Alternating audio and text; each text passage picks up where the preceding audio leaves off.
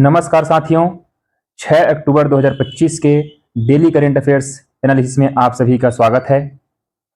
बहुत दिनों के पश्चात आप सभी से पुनः रूबरू होने का, अपने अनुभवों को साझा करने का अवसर प्राप्त हो रहा है। आप सभी जानते हैं कि अभी हाल ही में नवरात्रि का पर्व समाप्त हुआ है। इस कारण से मेरा जहां निवास स्थान है वहां आसपास दुर्गा पंडालों की उपस्थिति के कारण लाउड स्पीकर के शोर में मैं रिकॉर्डिंग नहीं कर पा रहा था, जिस कारण से आप सभी तक मैं न्यूज़ एनालिसिस का जो करंट अफेयर्स है उसको आप तक पर नहीं पहुंचा पा रहा था। मैं इसमें असमर्थ था, अतः इसके लिए मैं क्षमा प्रार्थी हूं। तो आप सभी का ज़्यादा समय न लेते हुए आज का हम करंट अफेयर्स एनालिसिस शुरू करेंगे।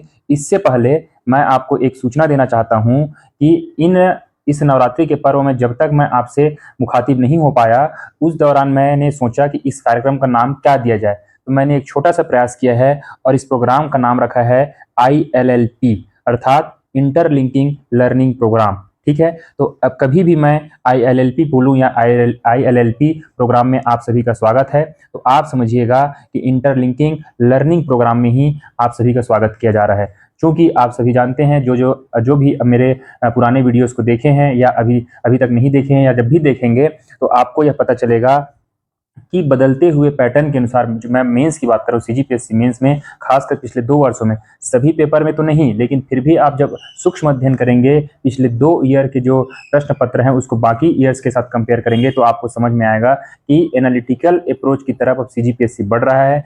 उसी पॉइंट ऑफ व्यू से यह एनालिसिस आप सबके लिए इंपॉर्टेंट होता है, आप सभी जानते हैं। साथ ही साथ हम न केवल सिर्फ मेंस का ही इसमें क्लास करते हैं, हम MCQs जो हमारे व्यापन द्वारा पूछे जाते हैं अलग अलग एग्जाम्स में, उसका पैटर्न क्या हो सकता है, कैसे प्रश्न आ सकते हैं, और साथ ही जो CGPSC द्वारा आयोजित परीक्षाएं हैं उसके वनडे एग्जाम्स में या प्रीलिम्स में किस प्रकार से MCQ पूछे जा सकते हैं, इन सब का यहाँ पर अभ्यास कराया जाता है। मैं फिर से बता दूं, यह प्रोग्राम जो है, यह ILLP प्रोग्राम जो है, इंटरलिंकिंग लर्निंग प्रोग्राम, यह सिर्फ और सिर्फ सीखने और सिखाने की प्रक्रिया है। उसी के लिए इस उद्देश्य पर ही इसको आपके सामने प्रस्तुत किया जाता है। ठीक है, तो अब बढ़ते हैं आज के पहले न्यूज की तरफ।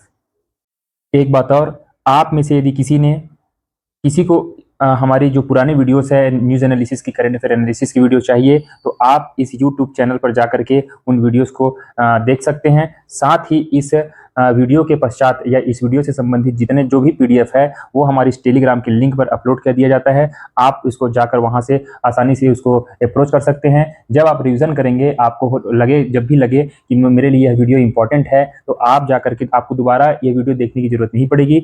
आप जाकर के हमारे टेलीग्राम चैनल से इसका PDF डाउनलोड करके सरसरी तौर पर आप उसका रिवीजन कर सकेंगे। ठीक है, तो बढ़ते हैं आज के पहले न्यूज की तरफ।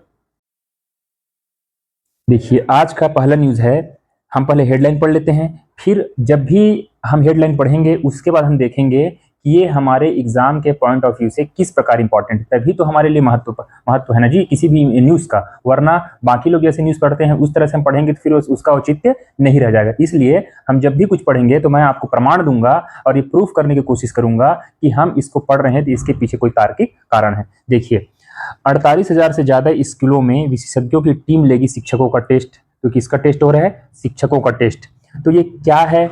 बच्चों से बोर्ड में लिखवाए जाएंगे, किताब पढ़ाएंगे, फिर तय होगा कौन स्कूल बच्चे बेस्ट हैं और कहाँ के कमजोर हैं। दरअसल आपको मैं बता दूं कि राज्य की सरकारी स्कूलों में, देखिए, सरकारी स्कूलों में मुख्यमंत्री गुणवत्ता अभियान का पहला चरण आज से शुरू होगा। तो आपके लिए पहला MCQ क्वेश्चन यहां बन गया कि मुख्यमंत्री अर्थात CM जो स्कूल में गुणवत्ता अभियान चल रहा है, गुणवत्ता अभियान के पहले चरण की शुरुआत कब होती है? इसी 6 अक्टूबर से। ध्यान रखेंगे, आपके लिए पहला MCQ। देखिए, जब भी हम एनालिसिस करेंगे ना, तो आपको उसी टाइम बता दिया जाएगा कि आपके लिए कौन सी न्यूज का किस प्रकार से MCQ बन सकता है। तो आपको तुरंत फटाफट वहां पे रिवीजन कर लेना है कि हाँ, यहाँ से मेरा MCQ तैयार हो रहा है। ठीक है, उसके बाद हम मेंस के अप्रोच से तो देखेंगे ही। ठीक है, तो ध्यान रखेंगे क्या है कि राज्य के सरकारी स्कूलों में मुख्यमंत्री गुणवत्ता अभियान का पहला चरण आज से शुरू होगा, अर्थात कब से? 6 अक्टूबर से शुरू होगा। ध्यान रखेंगे, 6 अक्टूबर से। कौन से विभाग इसका नोडल एजेंसी है? तो देखिए, स्कूल शिक्षा विभाग। 2 हो गया, दो MCQ बन गया यहाँ से। पहला 6 अक्टूबर से पहला चरण, अर्थात ये एक चरण में संपन्न होने वाला नहीं है, आगे हम देखेंगे कितने चरणों में संपन्न होने वाला है। ठीक है, तो पहले चरण की शुरुआत हो गई। ठीक है, नोडल एजेंसी है स्कूल शिक्षा विभाग। क्या किया जाएगा इसमें? इसके तहत उद्देश्य देखिए, इसके तहत प्रदेश के 48,000 प्राथमिक शाला, पूर्व माध्यमिक शाला, हाई और हायर सेकेंडरी स्कूल के बच्चों और शिक्षकों का टेस्ट लिया जाएगा। अब आपसे यहाँ पूछ सकता है केवल प्राइमरी स्कूल शामिल है क्या, या प्राइमरी और मिडिल स्कूल है क्या, या हाई और हायर सेकेंडरी स्कूल है क्या? नहीं, आपको पता होना चाहिए कि प्राइमरी के साथ साथ पूरे हायर सेकेंडरी स्कूल तक की जो भी स्कूल्स हैं उसके बच्चे और शिक्षकों का टेस्ट इसमें लिया जाएगा। ठीक है, ये टेस्ट कौन लेंगे? तो ये टेस्ट लेने के लिए विशेषज्ञों की टीम गठित की जाएगी। और इसमें कौन शामिल होंगे? फिर से देखिए, इस विशेषज्ञ टीम में शामिल कौन होंगे? तो स्कूल के आसपास रहने वाले वरिष्ठ जनों की टीम बनाई जाएगी। तो मैं आपको यहाँ बता दूं, देखिए मान लेते हैं ये कोई एक्स गांव है जहां एक स्कूल है, ठीक है, इसके सराउंडिंग में भी कोई गांव है जहां स्कूल्स हैं, ठीक है, और इस गांव में वरिष्ठ जन तो रहते ही हैं। तो इस स्कूल में मान लीजिए टेस्ट लेने जाना है, ठीक है, तो इस पास जो स्कूल्स है ना, यहाँ के शिक्षक को अपॉइंट किया जाएगा कि आप इस स्कूल में जाएंगे, आप इस स्कूल में जाएंगे, रैंडमली ये होने वाला है, या आप इस स्कूल में जा सकते हैं, आप इस स्कूल में जा सकते हैं, ठीक है। और साथ ही जो गांव के वरिष्ठ जन हैं, जो पढ़े लिखे अनुभवी लोग हैं, उन लोगों को भी उसमें शामिल किया जाएगा और उनके माध्यम से ये देखा जाएगा कि बच्चों में और साथ ही शिक्षकों में किस प्रकार की गुणवत्ता का विकास हो रहा है। समझ में आया? यहाँ लिखा है देखिए, ये टेस्ट लेने के लिए विशेषज्ञों के साथ स्कूल के आसपास रहने वाले वरिष्ठ जनों की टीम बनाई गई है। इस टीम में एक दूसरे स्कूल के विशेषज्ञ शिक्षक ही रहेंगे, मैंने आपको यहाँ बताया ना, ठीक है। ये भी तय कर लिया गया है कि किस स्कूल के टीचर कौन कौन सी स्कूल में टेस्ट लेने वाली टीम में शामिल रहेंगे, ठीक है। पहले चरण कब से कब तक चलेगा जी? पहला चरण चलेगा 6 से 8 अक्टूबर के बीच, ठीक है। आपके लिए एक और फैक्ट पता चल गया, पहले चरण जो मुख्यमंत्री गुणवत्ता अभियान का पहला चरण है वो कब तक चलेगा? 6 से 8 अक्टूबर तक चलेगा। अभियान के दौरान जिन स्कूलों में खामी मिलेगी उसे दूर करने के लिए जनवरी तक का समय दिया जाएगा। आपके यहाँ मान लीजिए कोई कमी भी रह गई तो उसको दूर करने के लिए आपको जनवरी तक का समय दिया जाएगा, और फिर जनवरी के अंतिम या फरवरी के पहले सप्ताह में अफसरों की टीम दोबारा टेस्ट लेने पहुंचेगी। इसको ही द्वितीय चरण कहा जाएगा, ठीक है ना। द्वितीय चरण में फिर से टेस्ट लेने पहुंचेंगे, ठीक है जी। समझ में आया क्या कहा जा रहा है? ठीक है।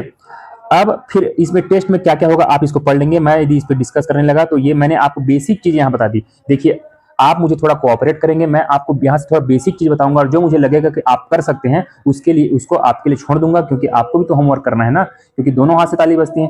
यदि मैं आपके लिए एफर्ट लगा रहा हूँ तो थोड़ा सा आप मुझे कोऑपरेट करेंगे, मुझे ऐसी पूरा विश्वास है आप लोग के ऊपर, ठीक है। तो इस टेस्ट में होगा क्या? तो बच्चों से बोर्ड में लिखवाना, किताब पढ़ाना, ये सब होने वाला है इसमें, ठीक है। शिक्षकों व बच्चों के लिए अलग अलग 20-20 सवाल तैयार कर लिए गए हैं। इस सवालों में क्या क्या हो सकता है आप यहाँ देख लेंगे। बच्चों के लिए किस प्रकार के सवाल हो सकते हैं और टीचर्स के लिए क्या क्या सवाल पूछे जाएंगे, इन सब के माध्यम से परखा जाएगा कि किस स्कूल की गुणवत्ता किस स्तर की है। और इसके बाद फिर 3-4 स्तरों पर इसको इन लोग को ग्रेडिंग दी जाएगी। देखिए, ग्रेडिंग ए, बी, सी और डी, ABCD ग्रेडिंग दी जाएगी, और इसके आधार पर ही ये निष्कर्ष निकाला जाएगा कि कौन सी स्कूल बेहतर है और कौन सी स्कूल में सुधार की आवश्यकता है। साथ ही साथ यहाँ देखिए कि जिन स्कूलों के को सी और डी, जो भी स्कूल सी और डी में जाएंगे ना, जो भी स्कूल सी और डी में जाएंगे उन लोग को पुनः उन पर ज्यादा ध्यान दिया जाएगा, सरकार उन पर फोकस करेगी, और जहां जहां पे सुधार के आवश्यक कार्य हैं वहां पर कदम उठाए जाएंगे, ठीक है। आप इसको एक बार पढ़ लेंगे कहां कहां पे क्या क्या है, ठीक है। अब अभी तक हम MCQ के पॉइंट ऑफ व्यू से हमने इसको डिस्कस किया, थोड़ा सा हम डिस्कस कर लेते हैं इसको कि हमारे मेंस में कहां पर ये काम आने वाला है, ठीक है जी। देखिए, निबंध में पूछा जा सकता है आपको छत्तीसगढ़ में शिक्षा व्यवस्था, और बिल्कुल पूछा जा सकता है। मैं आपको थोड़ा सा बताऊं कि 2023 में राष्ट्रीय शिक्षा नीति पर आपसे निबंध पूछा जा चुका है, राष्ट्रीय शिक्षा नीति, नेशनल एजुकेशन पॉलिसी 2020 पर। तो इसी के तहत ये सारे कार्यक्रम छत्तीसगढ़ में अब ये अभियान चलाया जा रहा है।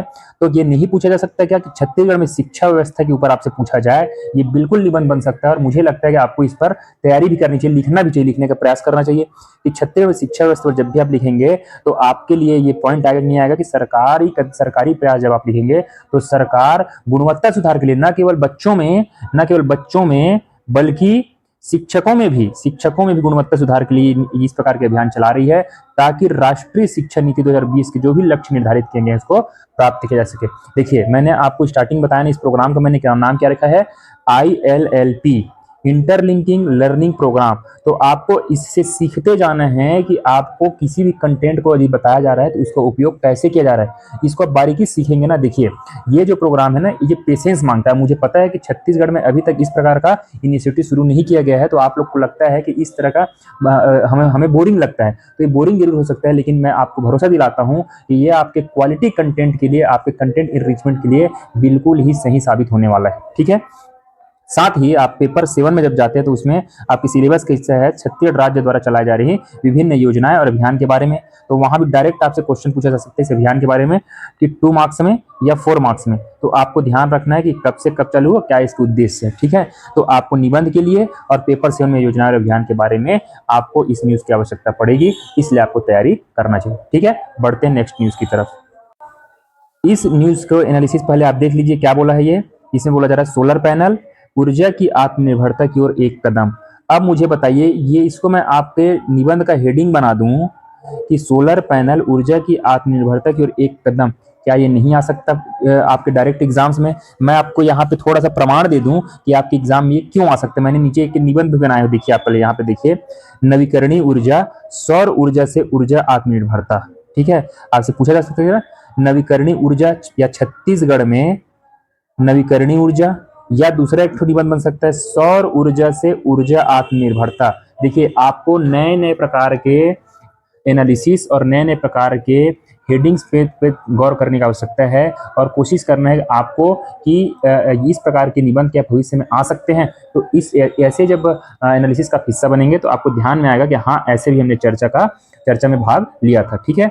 तो सौर ऊर्जा से ऊर्जा आत्मनिर्भरता और छत्तीसगढ़ में नवीकरणीय ऊर्जा, इस विषय पर आ सकता है। दूसरा, आप जब प्रीवियस ईयर के क्वेश्चंस देखेंगे, निबंध की बात कर रहा हूं मैं, तो आया है आपके 2018 में आया धारणीय विकास, भारत की आवश्यकता। तो धारणीय विकास में ऊर्जा आएगा कि नहीं आएगा जी? सस्टेनेबल डेवलपमेंट चाहते हैं तो आने वाले भविष्य को हम ऊर्जा की जो भी जरूरत है उसको पूर्ति करने के लिए हम उनको संसाधन देंगे कि नहीं देंगे, ठीक है। साथ ही जब आप देखेंगे 2015 में भारतीय ऊर्जा सुरक्षा चुनौती एवं संभावनाएं, ये निबंध आया हुआ है। आप जाके देखिए 2018 की जो मैंने बात की धारणीय विकास, 2015 में ऊर्जा सुरक्षा की बात की गई है, ठीक है। उसके बाद आप देखेंगे तो इस तरह आपके निबंध पूछे जा चुके हैं। और ये प्रीवियस ईयर हम अक्सर आप सुनेंगे, जो भी तैयारी सीरियस कैंडिडेट हैं, कि अक्सर टॉपर्स के द्वारा बोला जाता है कि आप प्रीवियस ईयर क्वेश्चंस के माध्यम से अपनी तैयारी को और आने वाले पैटर्न को समझने का प्रयास करें। तो मैं आपको यही तो समझा रहा हूं कि किस प्रकार के निबंध पहले पूछे गए हैं और आने वाले समय में किस प्रकार के निबंध आपसे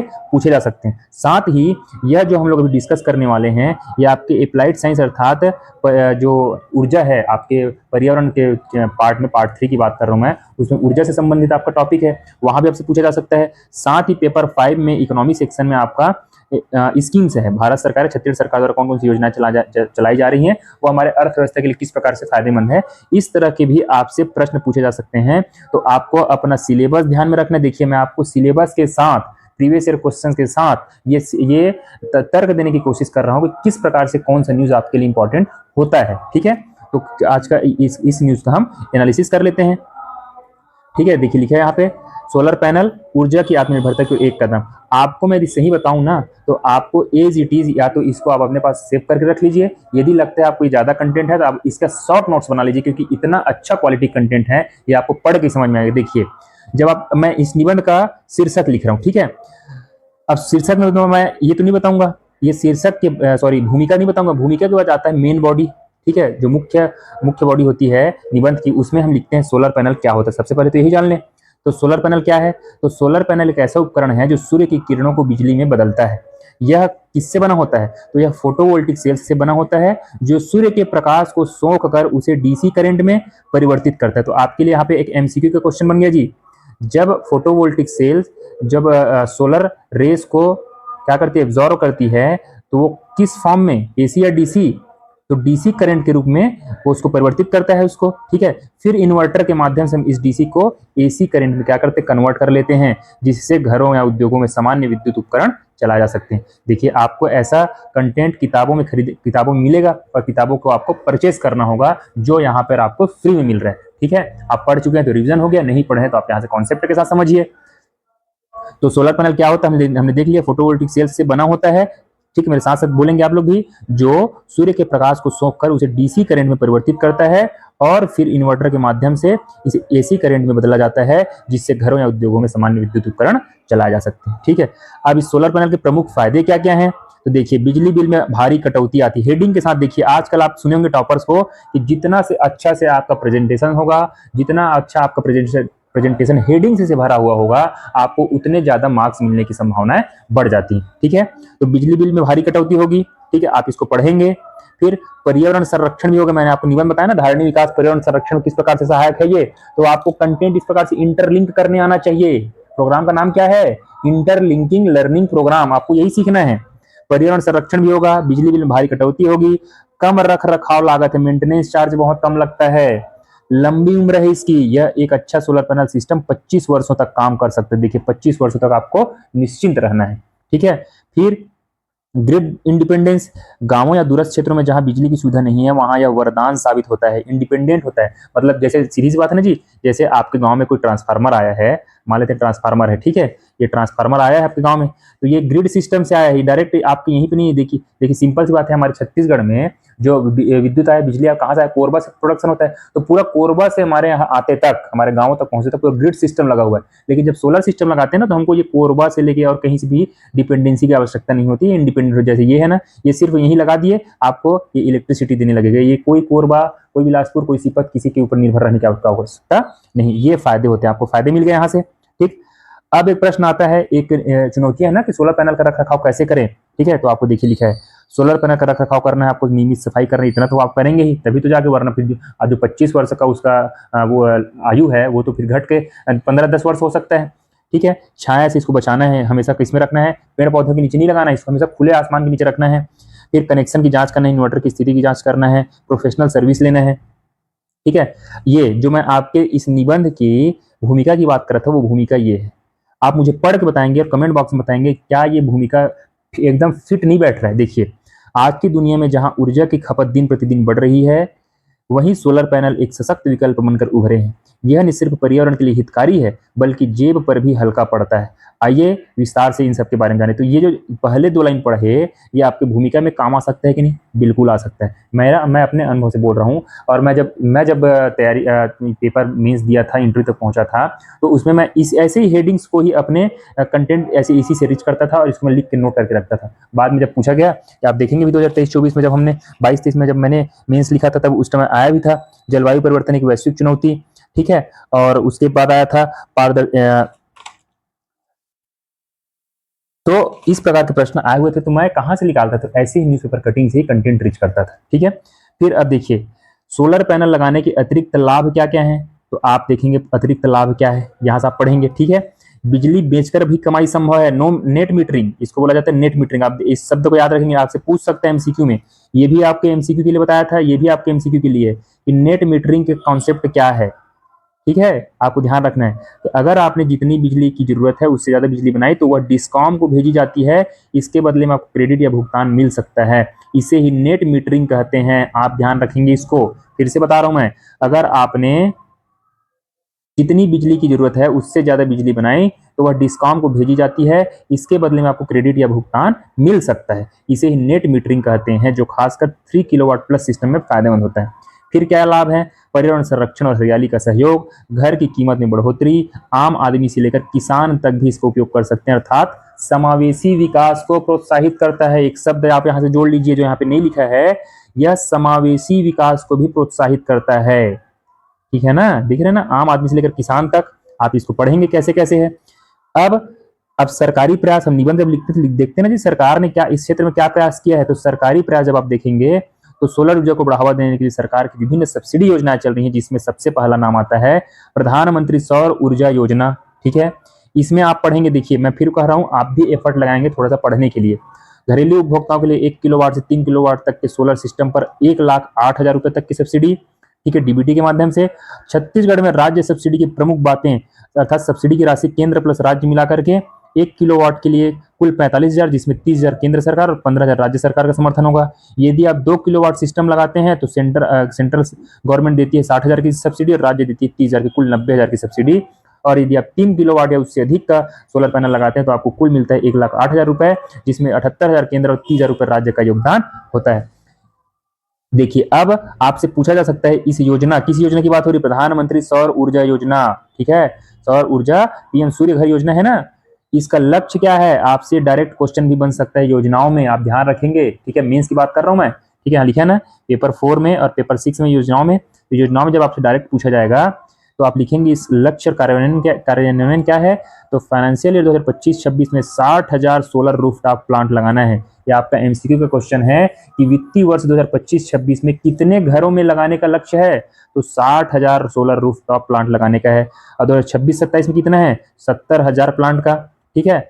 लाभार्थी पात्रता क्या है, तो आपको लाभार्थी पात्रता देखिए कि किन सिस्टम की ग्रिड सिंक्रोनाइजेशन 1 अप्रैल 2025 के बाद में हुई है उन्हें प्राथमिकता मिलेंगी। छत्तीसगढ़ में इसकी कार्यान्वयन एजेंसी कौन सी है, अब आप देखेंगे कि सब्सिडी की राशि सीएसपीडीसीएल को अग्रिम रूप से मिलती है और यह राशि सीधे घरों में जमा की जाती है। ठीक है, सीएसपीडीसीएल को राशि मिलती है और वो फिर आपके खाते में डायरेक्ट भेजती है। ठीक है, आप याद रखेंगे यहाँ पे सीएसपीडीसीएल की जगह में आपको फंसा दिया जाएगा कि क्रेडा इसको ट्रांसफर करती, नहीं, क्रेडा नहीं ट्रांसफर करती है, सीएसपीडीएल ट्रांसफर करती है पीडीसीएल, आपको ध्यान में रखना है। ठीक है, समझ में आया आपको। बढ़ते हैं अगली न्यूज की तरफ। अगली जो खबर है वो है छत्तीसगढ़ में माइनिंग कॉन्क्लेव हुआ है। क्या हुआ है, माइनिंग कॉन्क्लेव हुआ है, जिसमें आईएसएम धनबाद और छत्तीसगढ़ के बीच क्रिटिकल मिनरल के लिए एमओयू हुआ है, अर्थात मेमोरेंडम ऑफ अंडरस्टैंडिंग हुआ है। ठीक है, अब इसके बारे में पहले जान लेते हैं फिर है क्या और ये हमारे एग्जाम्स के लिए किस प्रकार से इंपॉर्टेंट होने वाले, फिर इस पर हम लोग चर्चा करेंगे। 2-3 बातें यहाँ पर है कि जो हमारे छत्तीसगढ़ में क्रिटिकल मिनरल्स हैं इसके खनन के लिए छत्तीसगढ़ और आईएसएम धनबाद के बीच एमओयू हुआ है। तो आपके लिए पहला ध्यान रखना है कि छत्तीसगढ़ किसके साथ एमओयू किया है, आईएसएम धनबाद के साथ एमओयू किया है। वहीं अब ये हमारे लिए इंपॉर्टेंट नहीं है, ये आपको ये नाम याद रखना है आपके एमसीक्यू बेस्ड एग्जाम्स के लिए, व्यापम या फिर प्रीलिम्स के लिए। ठीक है, इसी मौके पर मुख्यमंत्री विष्णुदेव साय ने खनिज ऑनलाइन 2.0 और डीएमएफ पोर्टल और रेत खदानों की नीलामी के लिए रिवर्स ऑक्शन पोर्टल का शुभारंभ किया है। तो आपको यहाँ पे एक बार जान लेना चाहिए कि खनिज ऑनलाइन 2.0 क्या है। ठीक है, तो छत्तीसगढ़ में खनिज ऑनलाइन 2.0 जो है एक खनिज विभाग द्वारा एक उन्नत पोर्टल है, खनिज विभाग द्वारा, जिसके माध्यम से जो खनन प्रबंधन है, खनन प्रबंधन को क्या करना है, अधिक पारदर्शी, क्या बनाना है जी, अधिक पारदर्शी और कुशल बनाने के लिए, अधिक पारदर्शी और कुशल बनाने के लिए लॉन्च किया गया है। यह पोर्टल इस पोर्टल में होगा क्या, इस पोर्टल में होने वाला है आपका जो खान है, जो माइंस हैं, उन खानों की जियो फेंसिंग होने वाली है। इससे क्या होगी, जियो फेंसिंग होगी। साथ ही जो वाहन खनिज लेके जाते रहेंगे उन वाहन की ट्रैकिंग होगी, इधर उधर इलीगल या धंधे में वो वाहन न उतरे। साथ ही मोबाइल ऐप इंटीग्रेशन और केंद्रीकृत नियंत्रण कक्ष जैसी सुविधाओं के साथ खनन क्षेत्र में डिजिटल परिवर्तन लाना है। तो देख लीजिए, डिजिटल जो रिवॉल्यूशन है वो हम लोग को लगता है सोशल मीडिया मोबाइल तक ही सीमित है, आईटी तक ही सीमित है, ऐसा नहीं है। इस खनिज ऑनलाइन जो 2.0 है ये बताता है कि डिजिटल का अर्थात डिजिटल रिवॉल्यूशन का उपयोग कैसे प्रशासन में पारदर्शिता लाने के लिए किया जाता है। तो आपके प्रश्न बनता है प्रशासन में जो डिजिटल है, डिजिटल रिवॉल्यूशन है या इस प्रकार की जो चीजें हैं आईटी क्षेत्र वाली, वो आपके प्रशासन की दक्षता को किस प्रकार से बढ़ाती है, किस प्रकार से पारदर्शिता लाती है, इसका एक एग्जाम्पल हमारे सामने है। ठीक है, और आपको यहाँ पे देखिए डीएमएफ से 1673 करोड़ रुपए का अंशदान मिला है। डीएमएफ को जो अंशदान मिलता है वो कहाँ खर्च किया जाता है जी, देखिए डीएमएफ आप पढ़े भी होंगे, डीएमएफ की राशि को स्वास्थ्य, शिक्षा और पेयजल पर खर्च करना होता है। छत्तीसगढ़ देश का पहला राज्य है जिसने लिथियम ब्लॉक की नीलामी की है। आपको आपके व्यापम और प्रीलिम्स के लिए इंपॉर्टेंट हो जाता है कि छत्तीसगढ़ देश का पहला राज्य है जिसने लिथियम ब्लॉक की नीलामी की है। और लिथियम ब्लॉक कहाँ पाया गया जी, आपको पता हो, कोरबा जिले के कटघोरा क्षेत्र में। ठीक है, तो ये सारी चीजें हो गई, आपको ध्यान में रख लेना है। इस खनिज ऑनलाइन 2.0 के बारे में मैंने बता दिया और आपको ये एक फैक्ट ये बता दिया। साथ ही अब पहली बार मतलब इस सरकार के आने के बाद रेत खनन में और बिक्री की व्यवस्था में पारदर्शिता बनाने के लिए नई रेत नीति 2025 लागू की गई है। ये आप और हमको जो भी प्रशासन में जाना चाहते हैं उनके लिए एक अवेयरनेस के लिए खबर है। आपके किसी भी एग्जाम्स में काम आए इसकी संभावना कम है, तो आप एक बार इसको पढ़ लेंगे, क्योंकि अवैध रेत खनन से बिलासपुर, धमतरी, महासमुंद, रायपुर और जहां कहीं भी जो छत्तीसगढ़ के बड़े बड़े नदी हैं वो तटीय स्थल परेशान हैं, लोग गांव के लोग परेशान हैं। इसमें जो भी रेत माफिया हैं और जो राजनीतिक और प्रशासनिक साठगांठ है उसके कारण प्रकृति का, साथ ही आसपास के गांव वालों का और जल संकट का, इन सब की समस्या हमारे सामने खड़ी हो रही है। इसी सब को रोकने के लिए सरकार द्वारा यह नीति लाई गई है। अब देखना यह होगा कि किस प्रकार से कारगर साबित होती है। ठीक है, मैंने यहाँ लिख दिया, देखिए प्रशासन से संबंधित आपको एमसीक्यू बेस्ड न्यूज है ये सब। तो मैंने आपको बताया कहाँ कहाँ पे कैसे कैसे हुआ है, किसके साथ समझौता हुआ, खनिज ऑनलाइन 2.0 का क्या महत्व है। ठीक है, वैसे ही अब देखिए एक शब्द, पहले न्यूज पढ़ लीजिए। पहले बारिश में ऑपरेशन बंद होता था, लेकिन इस बार नदी नालों को पार कर हमने किसका खात्मा किया? हमारे सैनिकों ने नक्सलियों का खात्मा किया है। इससे क्या, इसका परिणाम क्या हुआ? इसका परिणाम यह हुआ कि नक्सली कमांडर एरिया छोड़ सरहद तरफ भागे। अब वहां भी निशाने पर है, अर्थात इनको जहां कहीं भी रहेंगे खोज खोज कर मारना है, क्योंकि डेडलाइन रखी गई है देश के गृह मंत्री द्वारा 31 मार्च 2026 तक देश को नक्सल मुक्त करना है। उसी के तहत किया गया। इन सारे न्यूज में हमारे लिए एक शब्द आया, लोन वर्राटू। क्या शब्द है? लोन वर्राटू। तो मैंने सोचा आप सब इससे परिचित होंगे, मुझे पूरा भरोसा है, लेकिन मैंने सोचा कि क्यों न इसके बारे में आप सभी से एक बार चर्चा कर लिया जाए, आप सभी का रिवीजन हो जाएगा और साथ ही हमारा न्यूज जो है कवर भी हो जाएगा। ठीक है, तो लोन वर्राटू योजना क्या है, सरसरी निगाह से आप सुन लीजिए इसको। ठीक है, लोन वर्राटू अभियान एक ऐसा सरकारी कार्यक्रम है, क्या है ये? सरकारी कार्यक्रम है जिसका मकसद है समाज की मुख्य धारा से भटके हुए, समाज की मुख्य धारा से भटके हुए जो युवा है नक्सली, जो युवा नक्सली हैं, या नक्सलियों को वापस लाना है। यह अभियान शुरू हुआ था जून 2020 में। आपके लिए एक फैक्ट है, याद रखना। कब शुरू हुआ था जी? जून 2020 में शुरू हुआ था। तो इसका उद्देश्य क्या है? समाज की मुख्य धारा से भटके हुए नक्सलियों को वापस लाना है। लोन वर्राटू कौन सी भाषा का शब्द है? लोन वर्राटू गोंडी भाषा का शब्द है, याद रखना, गोंडी भाषा का शब्द है, जिसका अर्थ होता है अपने गांव या घर, अपने गांव या घर वापस आना। क्या है जी? अपने गांव या घर वापस आना। इस अभियान के तहत जो भी नक्सली वो आत्मसमर्पण करेंगे उनको आर्थिक सहायता दी जाएगी सरकार के द्वारा, पुनर्वास, ठीक है, और नौकरी के अवसर प्रदान किए जाएंगे, जिससे वे एक सामान्य जीवन जी सके। ठीक है, समझ में आया? बाकी आप इसको आगे पढ़ लेंगे। ठीक है, बढ़ते हैं अगली न्यूज की तरफ। ये जो न्यूज है कहां पर काम आएगी, इसके पहले चर्चा कर लेते हैं। आपके लिए ये योजनाएं पेपर 5 के जो इकोनॉमिक सेक्शन है, इकोनॉमिक के सिलेबस, उसमें योजनाएं दिया गया है, उस योजना में काम आ सकती है। और आपके मेंस के पेपर 7 के पार्ट 3 में मानव संसाधन विकास है, वहां भी ये काम आ सकता है। ठीक है, बाकी एमसीक्यू हम जो न्यूज का एनालिसिस करते हैं उसके बीच एमसीक्यू भी आपको डिलीवर करते ही हैं। ठीक है, एक योजना लेके आती है कौन? केंद्र सरकार, जिसका नाम है प्रधानमंत्री श्रम योगी मानधन योजना। ठीक है जी, तो प्रधानमंत्री श्रम योगी मानधन योजना की सबसे पहले बात, तो इस शुरुआत कब हुई? तो इसकी शुरुआत हुई थी 5 मार्च 2019 को। आपको याद रखना है 5 मार्च 2019 को। यह किस प्रकार की योजना है? तो यह भारत सरकार द्वारा, देखिए लिखा है उद्देश्य, यह भारत सरकार द्वारा असंगठित क्षेत्र के श्रमिकों के लिए वृद्धावस्था में मासिक पेंशन की गारंटी प्रदान करते हैं। ध्यान रखना है आपको। यह और किस प्रकार की योजना है? यह एक स्वैच्छिक और अंशदायी पेंशन योजना है। आपकी इच्छा है तो करिए, नहीं इच्छा है तो मत करिए, क्योंकि ये केंद्र सरकार की एक अच्छी पहल है, जिसमें आपको 60 वर्ष की आयु के पश्चात आपको 3000 रुपये, कम से कम 3000 रुपये हर महीने पेंशन मिलती है।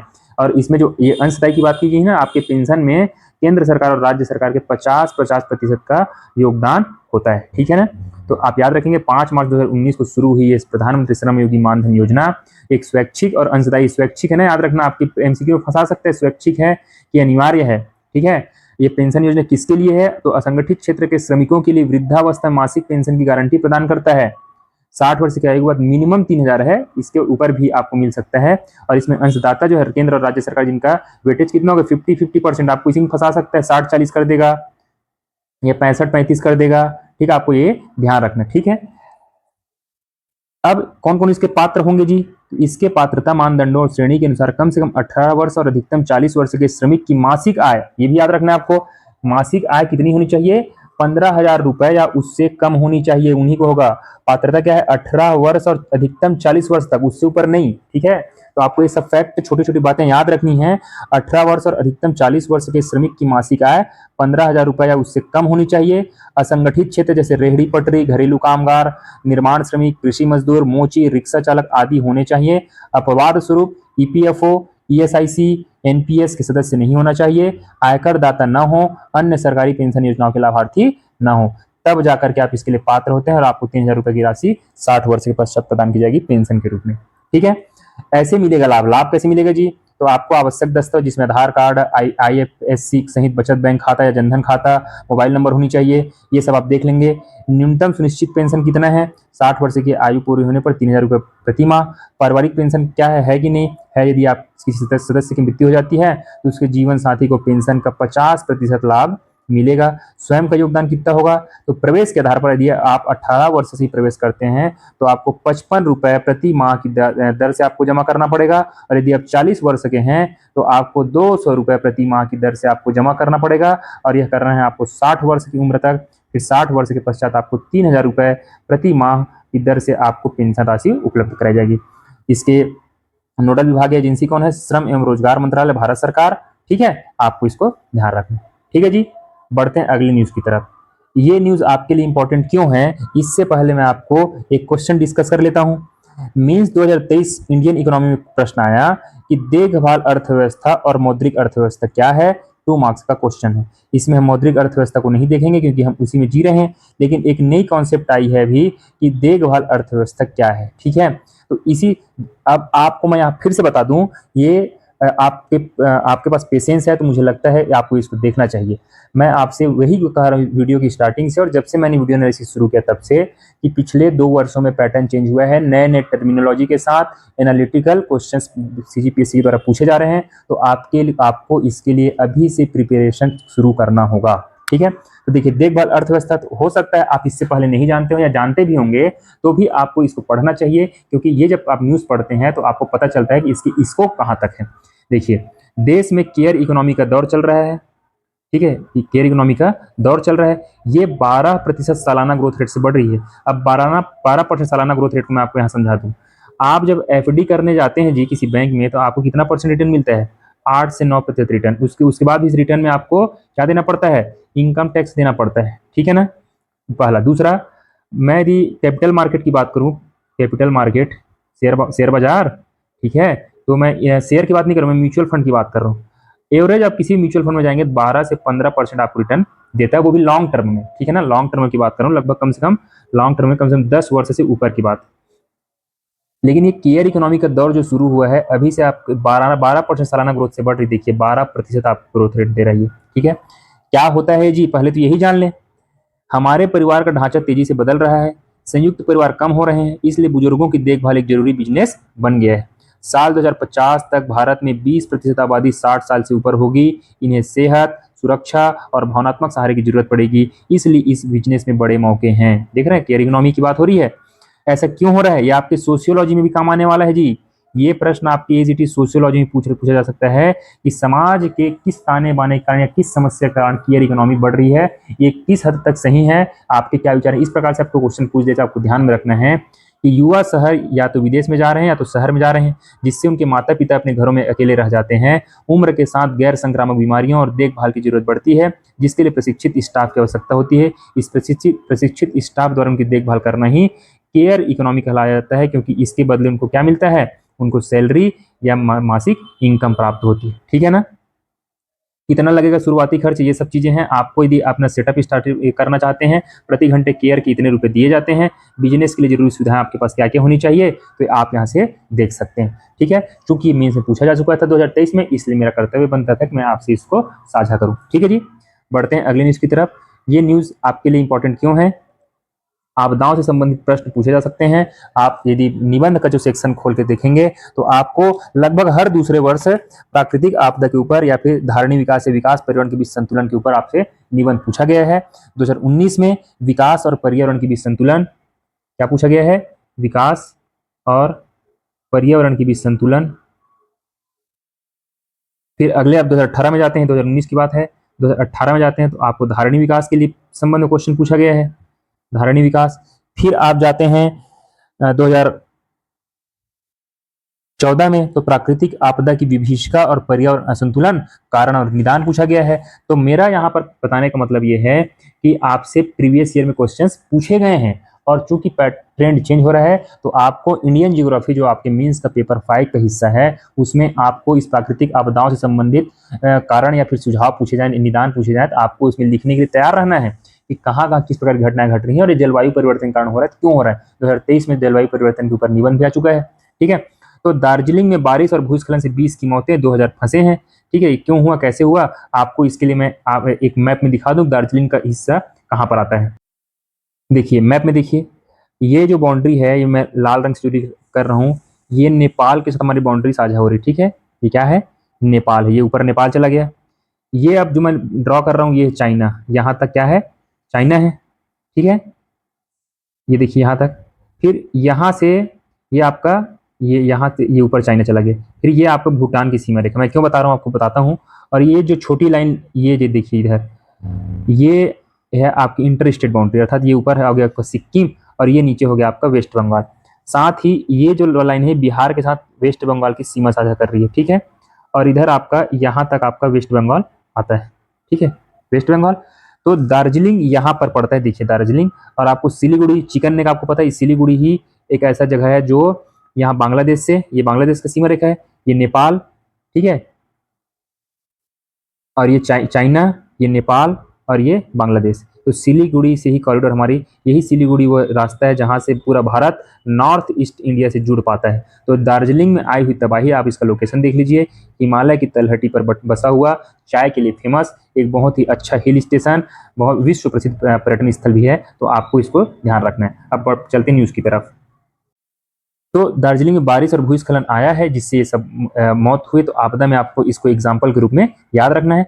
बंगाल की खाड़ी में बने सिस्टम से रायपुर समेत छत्तीसगढ़ में हो रही बारिश, 30 सितंबर को मानसून सीजन खत्म होने के बाद भी लगातार बारिश हो रही है, ठीक है, इसको आपको ध्यान में रखना है।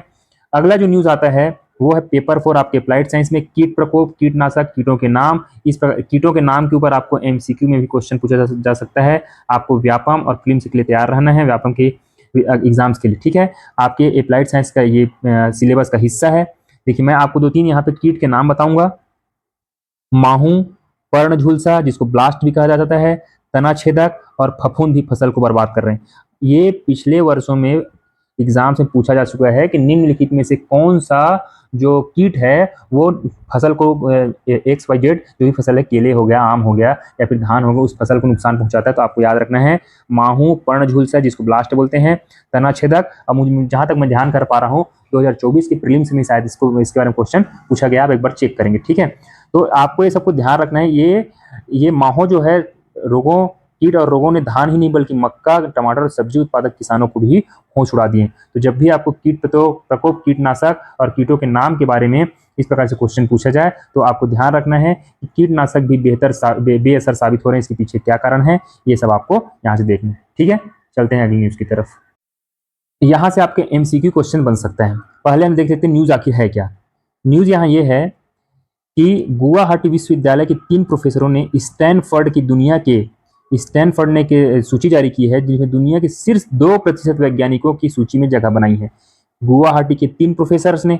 तो साथ ही भैया हम ये भी देख लें, इस 2% की जो वैज्ञानिकों की सूची है विश्व के, उसमें क्या छत्तीसगढ़ किसी का नाम है? जी हाँ, इनका नाम है डाकेश्वर वर्मा जी, डॉक्टर डाकेश्वर वर्मा। ये प्राध्यापक हैं कहाँ? राजनांदगांव के दिग्विजय कॉलेज में। देखिए यहाँ राजनांदगांव के दिग्विजय कॉलेज के प्राध्यापक डॉक्टर डाकेश्वर वर्मा को शामिल किया गया है।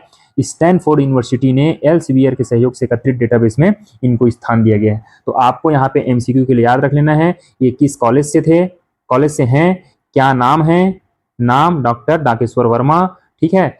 और किसने ये सूची जारी की? स्टैनफोर्ड यूनिवर्सिटी द्वारा। विश्व की 2% वैज्ञानिकों में इनका नाम शुमार किया गया। इनके बारे में आप पढ़ लीजिएगा क्या क्या इन्होंने किया है, ठीक है। मैं इनके बारे में डिटेल नहीं जाऊंगा। साथ ही गुवाहाटी के 3 प्रोफेसर्स की भी इस लिस्ट में एंट्री हुई है जिनका नाम है, आप देख लीजिए, इनका नाम है डॉक्टर डाकेश्वर वर्मा सीजी से, जो गुवाहाटी से, उनका नाम देख लीजिए, मौसम विज्ञानी प्रोफेसर भूपेंद्र नाथ गोस्वामी, रसायन विज्ञान के प्रोफेसर प्रदीप फुकन और गणित प्रोफेसर विपिन हजारिका को लंबे समय तक किए गए शोध के लिए चुना गया है। तो आपको देश के स्तर पर इन गुवाहाटी या फिर असम के तीनों वैज्ञानिक भूपेंद्र नाथ गोस्वामी, प्रदीप फुकन और विपिन हजारिका और छत्तीसगढ़ के प्रोफेसर डॉक्टर डाकेश्वर वर्मा का नाम आपको ध्यान रखना है, ठीक है। बढ़े अगली न्यूज की तरफ।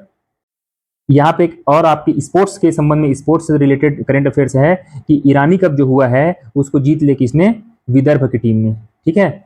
और ये मौजूदा रणजी चैंपियन है, आपको पता होना चाहिए। आपके मेंस के पॉइंट ऑफ व्यू से ईरानी ट्रॉफी जो होता है ना, क्रिकेट के टूर्नामेंट है, तो जो भी टीम रणजी का खिताब जीती हुई होती है, ठीक है, रणजी हमारे यहाँ खेला जाता है क्रिकेट में, तो रणजी चैंपियन एक तरफ और दूसरी तरफ रेस्ट ऑफ इंडिया अर्थात पूरे भारत की टीम एक तरफ मिल करके ईरानी ट्रॉफी के लिए खेलते हैं। तो जो अभी वर्तमान में चैंपियन है किसके, रणजी के, उन्होंने ही इस ईरानी ट्रॉफी को जीत लिया अर्थात विदर्भ ने। और हारा कौन है जी, हारा रेस्ट ऑफ इंडिया, ठीक है। और अभी दलीप ट्रॉफी किसने जीता था, तो दलीप ट्रॉफी जीता था सेंट्रल जोन ने, आपको याद रखना है, ठीक है। तो यही आपको यहाँ से न्यूज आपको पता नहीं थी, आप इसको ध्यान रखेंगे। ये आपके कृषि संबंधित कोई भी आपसे प्रश्न पूछा जाता है या पूछा जाएगा, मान लीजिए आपके निबंध में कृषि के समक्ष संभावनाएं चुनौतियां क्या क्या हैं, क्या हम प्रयास कर सकते हैं, क्या नवाचार कर सकते हैं, या आपके पेपर 4 में पूछा जाए या फिर पेपर आपके 5 के इकोनॉमी सेक्शन पूछा जाए, कृषि से संबंधित कोई भी सवाल पूछे जाए और यदि इसमें संभावनाएं या फिर सुझाव मांगे जाएंगे क्या क्या सुधार के समाधान हो सकते हैं, तो आपको ये समन्वित खेती याद रखना है। ये डायरेक्ट आपसे क्वेश्चन भी बन सकता है कि समन्वित खेती क्या है समझाइए, समन्वित खेती क्या है समझाइए।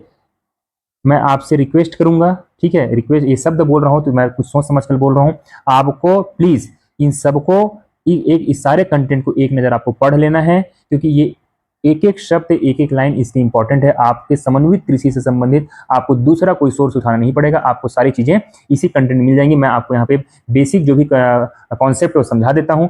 समन्वित खेती अपनाने से खरीफ फसल के बाद भी किसानों की आय बनी रहेगी, ठीक है, साल भर मिलता रहेगा रोजगार, पलायन भी नहीं करना होगा। क्यों, कैसे भैया, तो हम क्या क्या ले सकते हैं इसमें, तो हम देखिए धान तथा रबी में मक्का के अलावा मेड़ पर दलहन तिलहन फसल ले सकते हैं। खेत में डबरी बनाकर मछली बतख पालन कर सकते हैं। खेत में जगह बना सब्जी तथा फल फूल ले सकते हैं। किसान खेत में मुर्गी बतख बकरी मधुमक्खी पालन मशरूम उत्पादन गाय पालकर दूध उत्पादन कर सकते हैं। इन कामों से पर्याप्त काम तथा आय मिलेगा, इन्हीं को कहा जाता है समन्वित खेती, ठीक है। इस कृषि प्रणाली के क्या उद्देश्य हैं, उपज बढ़ाना, पर्यावरण सुरक्षा, आमदनी सुधार करना, संतुलित भोजन, खेती लागत में कमी, रोजगार सृजन, कृषि उद्योग स्थापना की गुंजाइश, ठीक है। कैसे समन्वित कृषि की जाती है आपको व्यवहारिक रूप से इस सारे कॉलम में समझाया गया है। मैं आपसे फिर से बोल रहा हूँ, आपसे मैं रिक्वेस्ट करूंगा कि प्लीज आप एक बार इससे ग्रो थ्रू हो जाइएगा, आपको मजा आएगा। समन्वित खेती के बारे में आपको हर चीज यहाँ से जानकारी प्राप्त हो जाएगी। क्योंकि समय ज्यादा हो रहा है, वीडियो लंबा होते जा रहा है, इसलिए मैं इसको शॉर्ट करने की कोशिश कर रहा हूँ। अभी हाल ही में क्या हुआ है, वर्ल्ड पैरा एथलेटिक्स चैंपियनशिप हुआ है। कहाँ हुआ है ये, दिल्ली में। देखिए तो आपके लिए एमसीक्यू क्वेश्चन बनते जा रहा है कि वर्ल्ड पैरा एथलेटिक्स चैंपियनशिप कहाँ हुआ, नई दिल्ली में। भारत कौन से स्थान पर रहा, भारत 10वें स्थान पर रहा। कौन से स्थान पर रहा जी, 10वें स्थान पर रहा। कुल कितने पदक जीते भारत ने, कुल 22 पदक हमने जीते। टूर्नामेंट में कितने भारतीय दल थे, भारतीय दल में कितने सदस्य थे, 73 सदस्यों ने इस वर्ल्ड पैरा एथलेटिक्स चैंपियनशिप में पार्टिसिपेट किया था, जिन्होंने 6 गोल्ड मेडल, 9 रजत और 7 कांस्य पदक देश की झोली में डाले हैं। यह अब तक के भारत का सर्वश्रेष्ठ प्रदर्शन है। इससे पहले जो पिछली बार जापान में हुआ था वहां उन्होंने 17 पदक जीता था और इस बार कुल 22 पदक जीत करके भारत का नाम रोशन किया। तो आपको ये सबको ध्यान रख लेना है। अब आपके लिए यहाँ से होमवर्क है कि किसने किसने गोल्ड मेडल जीता है, ठीक है। आप इसकी टैली कर लेंगे, इसको एक तालिका बना लेंगे और उसका रिवीजन करेंगे। आपके एमसीक्यू देखिए यहाँ लिखा है ना, एमसीक्यू अर्थात व्यापम और पीएससी के जो वनडे एग्जाम्स और प्रीलिम्स एग्जाम है उसमें आपका काम आएगा ये, ठीक है जी। पहले स्थान पर शीर्ष स्थान किसने प्राप्त किया था, इसको भी आपको ध्यान रखना है। तो शीर्ष स्थान प्राप्त किया है ब्राजील ने, ठीक है, और जबकि चीन ने सर्वाधिक 52 पदक जीते थे, ठीक है, ठीक है। अब देखिए यहाँ पे कप सिरप में मिला पेंट और ब्यूटी प्रोडक्ट में इस्तेमाल होने वाला जहरीला केमिकल, इस जहरीला केमिकल का नाम हमको यहाँ जानना है, बाकी ये सारा आपको अवेयरनेस के लिए एक बार पढ़ लेना है। देखिए प्रोपिलीन ग्लाइकॉल, इस केमिकल का आपको नाम याद रखना है, प्रोपिलीन ग्लाइकॉल, ठीक है, ग्लाइकॉल। ये क्या है, कहाँ इसका इस्तेमाल होता है, कहाँ हाल ही में न्यूज में रहा, तो आपको याद रखना है। यह पेंट में और ब्यूटी प्रोडक्ट में इस्तेमाल होता है, ठीक है। अब यहाँ से सारा वन लाइनर है, आपके एमसीक्यू के लिए ही इंपॉर्टेंट है।